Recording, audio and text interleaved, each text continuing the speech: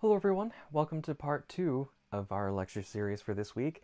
We'll be talking about key signatures in this part, and if you remember from our discussion on scales and how to build them, sometimes you will get sharps in your scale.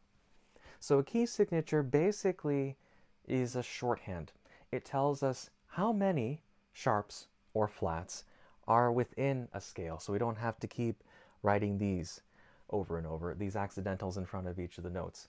Instead, well, let me preface this. We have a D major scale here.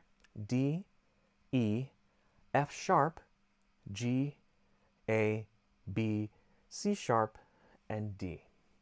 It would get very tiresome to have to write the accidental in front of the F and the C every time that happens if you want to use it. So what key signatures do is that they say, hey, all Fs are sharp. All Cs are also sharp. And they are written like this. You essentially just take these accidentals, remove them from the notes themselves, and you write them all the way at the beginning of a line. The F, however, goes up here, and the C goes here.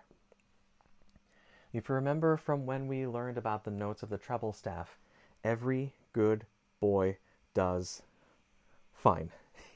So the F is up here. This line represents F, so that's why we write it there. And this space represents C. But even though the F accidental is written up here for the key signature, it applies to any F in any octave. So an F written up here on the top line or an F written in the first space is also sharp. Oops. And to illustrate that point, let me put it in brackets. So key signature, again, is like a musical shorthand for accidentals, saying that all Fs, no matter where they are sharp. It also means that all Cs, no matter where they are also sharp. Let's illustrate this further as I bend down and grab my marker with flats. I'm going to create a double bar line just to separate the content on the left from the content on the right. Let's try an F major scale. We want F, G, A, B flat, and you'll know that this is a B flat if you have done the breezing through lessons, C, D, E, and F. So again, we take a look at the scale. We notice that we have one accidental, which is this flat on the B.